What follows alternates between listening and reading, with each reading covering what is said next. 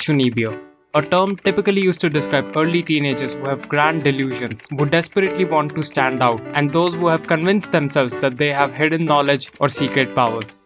While this definition perfectly describes many of the character tropes we have seen over the last decade in anime, these characters are usually there for the purposes of comedy and quirkiness more so than being the main focus of the story. The only show that stands out in this trope happens to be one of my favorite KyoAni anime, which literally has the words Chunibyo and delusions in the title itself. Love Chunibyo and other delusions is proof that when done right, these characters have the potential to turn the anime into a far more interesting story than most of your average anime protagonists can. But here's the thing, the delusion characters who have this syndrome are just that, delusioned. Their fantasies will remain in their imagination, never to see the light of the day. But what if you took such a delusion character, cranked up the dial of insanity to the very breaking point, and thus delivered a story so unhinged and absurd that it takes the entire anime community by storm? Well, then you have something like the Eminence and Shadow.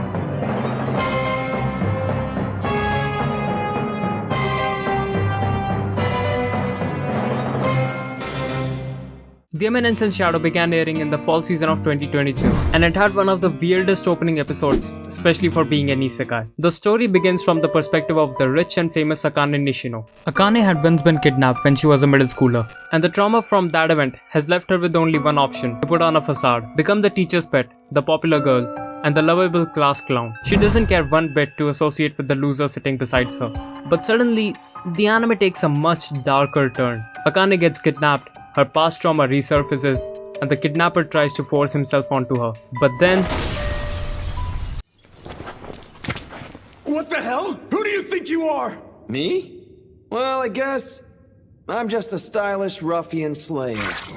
In a now iconic scene describing the various uses of crowbars, Minoru brutally beats up the bad guys and saves Nishino from the kidnappers. So after spending the first 15 minutes of the story through the lens of Akane Nishino, suddenly the story stops being about Akane Nishino and starts focusing on our true main character of the story, who happens to be this guy with a severe case of Chunibyo. It was only really when the second episode began when it finally hit me that she was not the main character. In fact, after that point, her character was never mentioned even once for the rest of the runtime of this anime. So let's meet the real protagonist of our story. This boy named Minoru Kagenou, the delusion teenager who watched too much anime and lost all rational thinking to pursue the source of his fantasy, driven by his wish to become the greatest shadow character ever. One who pulls the strings from the backgrounds and controls everything while being clouded in mystery and a degree of coolness. To become the Eminence and Shadow.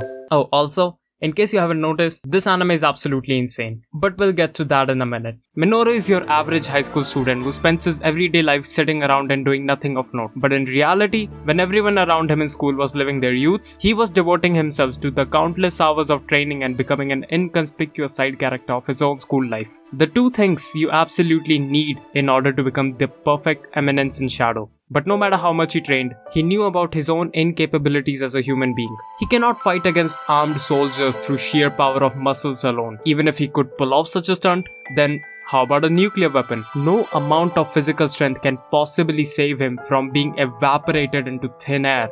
His solution to this dilemma was to find a greater power, one that can overcome his human and physical limitations. In other words, acquire magic. But in a world where magic doesn't exist, how is Cid ever gonna fulfill his destiny? Well, to quote the light novel, I couldn't find these powers with my sanity intact. I had to dive in the depths of lunacy. What lunacy does he speak of? Well, you know, the usual, like practicing Zen meditation, sitting under waterfalls, fasting, mastering the art of yoga, converting religions, searching for holy spirits, strapping himself to a cross, stripping naked and bashing his head against a tree to reach the omniscient one. What the hell am I reading? Let's talk nuclear for a second. Nuclear bombs are the largest man-made threat capable of destroying humanity as we know it. Before their use was banned, the only country to suffer the tragedy caused by the nuclear warheads was Japan. Logically speaking, no one faces the imminent dangers of nuclear weapons in this day and age. But in the delusions of Minoru Kagenou, he doesn't stop for even a second to think that nuclear bombs will not be a threat to him as a human living in Japan playing Batman in the dead of the night. We've already established that he's ready to dive into the depths of insanity to achieve this concept of coolness through unlimited power, which leads our protagonist down this absurd train of thought that otherwise makes no sense. But before you have the time to process how absurd all of this sounds, he takes his own life by jumping in front of a truck. There is something so damn funny yet absolutely horrifying to see Minoru acting in this manner, killing himself in the most isekai way possible after having clearly lost his mind just for a chance to hopefully have his wish to attain power greater than that of a nuclear weapon come true, the only way for which would be magic. And to Cid's luck, he gets exactly what he wants. He gets reincarnated in a world where magic exists, a place where he can remain as the perfect background character, always hidden behind his talented older sister while practicing in secret and killing off bandits to test out his strength. In fact, his luck simply doesn't seem to run out, as he retains his family surname Kagenou from his previous life, which roughly translates to shadow, the very source of our main character's Chunibyo tendencies. But the true insanity hasn't even started yet, since as it turns out, Cid Kagenou possesses the power to bullshit anything into existence. Although the anime never specifically states that Cid has such an ability to make up shit as he goes, and that all of his delusions will somehow come true, the fact is that all of his stupid explanations and actions somehow makes complete sense. His delusional ad-libbing about the cult of Diablos turns out to be absolutely true. A random knife thrown on the map ends up revealing the secret hideout where his sister is held captive, and he proceeds to get lost in that hideout only to stumble upon the evil boss that kidnaps his sister, whom Cid proceeds to beat up swiftly and rescues his sister. Ironically enough though, he is the only one who has no idea that all the nonsense that he spews out is in fact real. For him, it's all a roleplay and everyone that follows him is in on the joke. But he himself is unaware that there is no joke, at least not the kind of joke that he thinks there is. And all of those insane twists and turns take place in just the first 2 episodes. The Eminence and Shadow uses the storytelling rule of show not tell by never specifically explaining the inner workings of the story, but by leaving them open to interpretation. The viewers are the one who have to make sense of the situation. The same can be said about the personality of each and every single character, as they are expressed through action more so than words. Every character in Eminence and Shadow has real problems, resolutions, and determination to overcome any and all difficulty they are faced with, and no other part of the story expresses this fact better than the first major arc of the Eminence and Shadow. After saving his sister and eventually turning 15, Cid Kagenou joins the Midgar Academy for Dark Knights. To remain true to his IRL mob self, he becomes friends with the most background character looking people he could find. He goes to great lengths for his unwavering resolve of becoming the perfect background character, to the point he's ready to confess to the most popular girl and face the humiliation of rejection like any other background character would. Only problem, she accepts his proposal, but not for any romantic reasons, but more so because she wants to avoid her fiancé. For Cid, this rom-com protagonist level event was absolutely uncalled for, and he tries whatever he possibly can to get dumped by Alexia, but after a couple of weeks pass by, she gets kidnapped, and surprise surprise, it's the cult of Diablos. In the final moments of this arc, after Alexia puts up a good fight, but gets completely annihilated by her evil opponent, her sword and her willpower shatters into pieces. From that moment of darkness, a character emerges from the shadows. My name is Shadow. He who lurks in the shadows in order to hunt the shadows. The truly satisfying part of this moment is not seeing Cid kick some ass and emerge victorious at the end, but instead the most important part of this moment is how he delivers the final blow. Cid's delusion that led him to seek magic were spawned from a specific line of thought that ended with the realization that nuclear weapons would indeed be the end of him, no matter how much he trains. So in a way, this entire journey has been leading up to overcoming this very problem itself. The problem that requires him to become stronger than the impact of an atomic bomb. And in this moment, he finally finds the answer to his lifelong question. How do you avoid being evaporated by a nuke? The answer in his own words, become the nuke. I am atomic. This moment is every bit hilarious as it is hype. This jaw-dropping moment where Cid finally answered the question that was literally responsible for taking his life is not the end for him. Instead, it only marks the beginning of even more crazy and epic things to come, as the nuclear problem and its solution were not the destination for him, but a roadblock that he has finally pushed to the side in his quest to achieving the perfect Eminence and Shadow title. This moment once again re-establishes the fact that when done right, the Chunibyo characters are indeed the most interesting to watch. This entire arc represented the determination of our main character to overcome the problem that has riddled him his entire life and kept him from fulfilling his delusions. If not for his Chunibyo, we would not have such an incredibly insane moment filled with hype and character growth all through these 3 simple words. Every single arc of the Eminence and Shadow focuses on such character growth and development through putting the various characters in absolutely weird and scary situations. But the anime's true insanity springs from the intelligently written jokes in the middle of the ongoing absurd storyline. Aside from Cid, every character behaves rationally for most of the duration of the anime, and especially for the moments where shit goes down. But every once in a while, their individual extreme sides are exposed, and it's enough to catch the viewers off guard nearly every time. Although he remains deluded to the very end, the consistency in Cid's character remains unchanged for the entire 20 episodes. His character only gets even more goofier and deluded the more we get to know him. In an arc where the terrorists take over the school, while everyone else around him is shit scared, he sets his priorities straight from the very beginning, which begins through literally sacrificing himself in order to fulfill his role as a background character. Once everyone is gone, he revives himself, stands on top of the school building, analyzes the scenario, and criticizes the fashion sense of the terrorists. He then decides to kill time until night so he can truly utilize the power of nighttime and black clothes by mysteriously murdering a lot of the terrorists, jumping off the building in style, assisting the supposed main character of this event, and once the night arrives, he finally turns up as Shadow, saves the students, finds the leader of these terrorists who turns out to be Sherry's father, gets killed off in his Cid Kagenou form, returns as Shadow so he can fulfill his true delusional act, and after a long and amazing battle between the two, Shadow finally emerges victorious. The mix of seriousness and goofiness spread throughout this arc is both hilarious and impressive when taking into account how every character acts true to themselves through thick and thin till the very end. We somehow go from that to a filler fan service episode that features the quirkier and weirder side of many of the female characters, and yet this episode serves as a great example of how good the writing, direction and comedy of this anime really is. Speaking of good writing, the naming sense of the writer is utterly fucking stupid, but it's the funny kind of stupid. Just to go through some of the names that our main character takes up over the course of the series, he starts off as Minoru Kagenou, gets reincarnated into Cid Kagenou, turns into Booch for some gold coins, and lastly my personal favorite names come from the final arc of season 1, where in order to participate in the Bushin tournament arc and fuck with all the hardworking sportsmen taking part in the same tournament just to see their reactions and fulfill his delusions, Cid Kagenou takes up the form of an uninspiring, lethargic looking man who died 5 years ago, called Mundane Man. Oh yeah, almost forgot about the stylish ruffian slayer. And that's only the various names that our protagonist adopts over the course of the series. Some of the other cleverly stupid names are all part of the goddess's trial arc. Just to name some of the throwaway character names that have been obviously translated into English to make them funnier, we've got Toppu Beatrice, who probably aims to become the best baseball player in his town. Then we've got Next Sit in Line. The next in line and the last one to end the gag is Still Ain't Happening.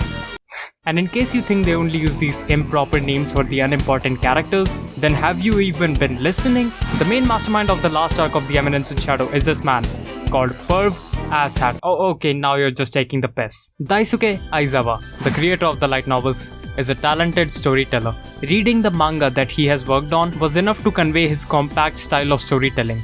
One that takes place through the perspective of several different characters all at once, that connect properly at the very end of every single arc. He is capable of establishing interesting characters, and in the start of every arc, he focuses on those individual characters and showcases the story through their perspective. The story slowly takes its shape through building up all the characters, both good and evil, who take themselves extremely seriously. Eventually, all the moving parts of the story collide together. The tension and the darkness in the moments rises to the very top, with each character having served their roles sensibly to reach this point. Which is almost moronic, since at the end, you've got Cid Kagenou laughing in his slime bodysuit, fucking around and blowing up places like it's nobody's business. Even if it's almost guaranteed that Shadow will come out on top in every single battle that he faces, the anime still somehow manages to keep you at the edge of your seat to see how the fight concludes. To make this video, I read a bit of the light novel, the entirety of the manga, and also rewatched the entire anime. Here's a little interesting fact that I found from my research. The first episode of The Eminence in Shadow covered the beginning of volume 4 of the light novel, and the real story actually begins from the second episode, which adapts the beginning of the first volume. Thinking back on it,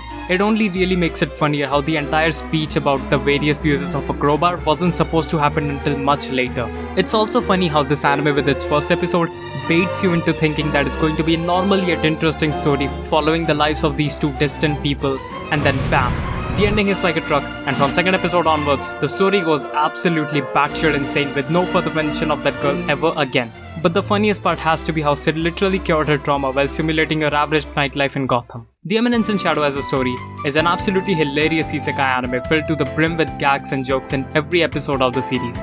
There are like 2 poop jokes in total, but they're actually funny so they get a pass. The anime is also surprisingly dark at times. The entire duration of the first episode till Minoru shows up as stylish ruffian slayer was extremely disturbing and dark.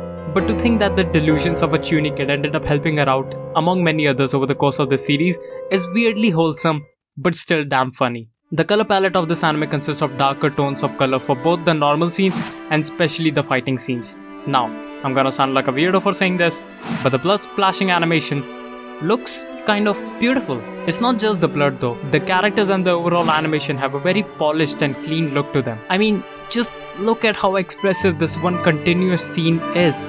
Unexpectedly enough, a fairly unknown studio has done a better job with adapting this light novel title than most of the well-known studios do a lot of the time. It's obviously evident that this unnamed studio has adapted this anime masterfully, but it's not for surface level reasons like great art, animation and sound design, which are all indeed part of the selling point of this anime. The anime takes great care in adding absolutely unnecessary scenes which can easily go unnoticed. But if you look closely, you'll start to notice the lens that the writers have gone to portray the insanity of the story. In the first episode, from the very moment that Minoru enters the screen, the anime visually and audibly displays that he has been training this whole time long before it's actually even revealed. The metallic noise of his bag, the hard thumping sound created by his shoes, his darkened eyes from sleepless nights, and the slightly hidden wrist weights are all very subtle indications towards the continuous training that Minoru has been undertaking for his soon-to-be-fulfilled delusions. And that's just the first episode. My personal favorite bit of unnoticed fact is that nearly every time that Cid and Sherry interact properly, Cid is either covered in blood or is severely injured. Except for the last moment when Sherry loses a rare red personality and the two of them have a conversation hidden behind their own separate facades. But in a way, this feels like their first ever genuine conversation, free of any gags or comedy to accompany their dynamic. The voice acting in this anime is so damn powerful when it truly matters. The terror in Sherry's eyes upon seeing her dead father, accompanied with the high-pitched screeching, sounds truly genuine. Whenever Cid speaks English, it's almost like they change microphones just to record those bits a lot more clearly than usual. Atomic. The anime also takes great care in foreshadowing several of the scenes. Like at one point, Cid claims to have played piano in his previous life, which is easily backed up by the fact that in the first episode before his reincarnation, Minoru can be seen playing the piano. More specifically, the Moonlight Sonata, which he mentions here to be one of his favorite pieces, one that is worthy of accompanying the very image of Shadow. The anime foreshadows this moment long before it was even relevant to the story by playing it twice in the first episode, once when Minoru himself plays it, and once when the credits roll. Also, it makes up for the most beautiful moment of this anime. But these small bits and pieces of interesting events and foreshadowing could only be made possible through the real magic that took place behind the scenes in the making of this anime. Meet Kazuya Nakanishi, the director of the Eminence in Shadow anime. He is a one-man army of sorts, who single-handedly key animated, directed, and storyboarded the entire final episode of the Eminence in Shadow.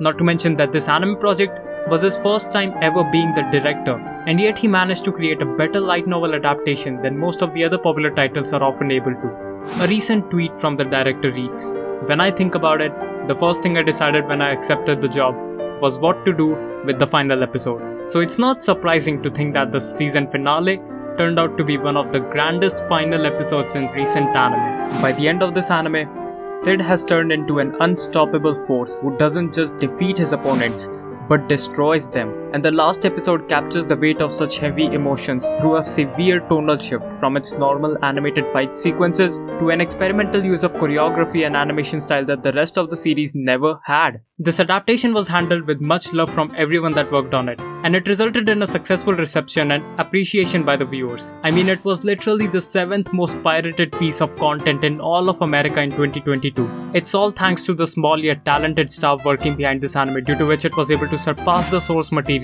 in many ways. The point of Eminence in Shadow is not to spoon-feed the viewers those same boring characters and fights that they have seen over and over again, but instead to portray a truly delusioned character who actually has his delusions come true and eventually outgrowing the protagonist of the story by clever world building and character growth of its various cast members. Personally, I'm glad to have been able to experience this rare story about a protagonist with Chunibu and a personality to complement the story itself. What started off as an unexpected journey following a quirky Chuni character had by the end developed into a fun yet complex story with lively characters and brilliant fight sequences, without which I would not have made this video. The Eminence in Shadow as a story appropriately uses its isekai setting and presents the absurdly creative yet entertaining imagination of both the author and the director. To sum it all up, I love The Eminence in Shadow, and you should too. That's it, thanks for watching.